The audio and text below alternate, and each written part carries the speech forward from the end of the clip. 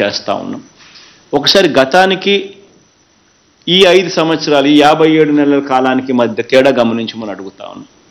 గతంలో ఆ 5 సంవత్సరాల కాలంలో ఏకంగా 87,612 కోట్ల రూపాయలు రుణాలన్నీ కూడా రైతన్నలే మాఫీ చేస్తానని చెప్పడం, అప్పట్లో చంద్రబాబు నాయుడు గారు చెప్పిన ఆ మాట నమ్మడం, బ్యాంకుల్లో పెట్టిన బంగారం ఇంటికి రావాలంటే బాబే ముఖ్యమంత్రి కావాలని ఆయన పబ్లిసిటీ ఇవ్వడం, ఆ ఇచ్చిన ఆ పబ్లిసిటీని రైతన్నలు నమ్మడం, నమ్మిన తర్వాత చంద్రబాబు నాయుడు గారు ప్రభుత్వం వచ్చిన తర్వాత ఎంత దారుణంగా రైతన్నలను మోసం చేశాడు అని గమనించమని చెప్పి అడుగుతా ఉన్నా.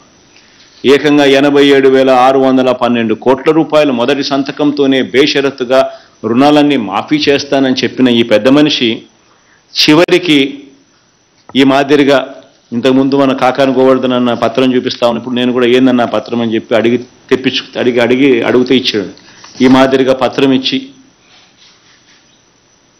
ఈ మాదిరిగా రైతన్నలందరికీ కూడా బేషరతుగా మొదటి సంతకంతో 87,612 కోట్ల రూపాయల రుణాలు మాఫీ చేస్తానని చెప్పి చివరికి చంద్రబాబు నాయుడు గారు ఆ 87,612 కోట్ల రూపాయల మీద పడే వడ్డీ చివరికి 0 వడ్డీ అనే పథకాన్ని కూడా ఈయన ఎగరగొట్టేశాడు.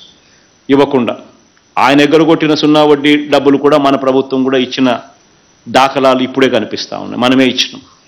అంటే 87,612 కోట్ల రూపాయలు మాఫీ చేస్తానని చెప్పి 0 వడ్డీ పథకాన్ని సైతం ఎగరగొట్టి ఆ 87,612 కోట్ల రూపాయల మీద రైతన్నలు కట్టిన వడ్డీలు చక్కెర వడ్డీలకు కూడా సరిపోని విధంగా 87,000 కోట్ల మీద సంవత్సరానికి వడ్డీనే దాదాపుగా కనీసం 5-6 వేల కోట్ల రూపాయలు.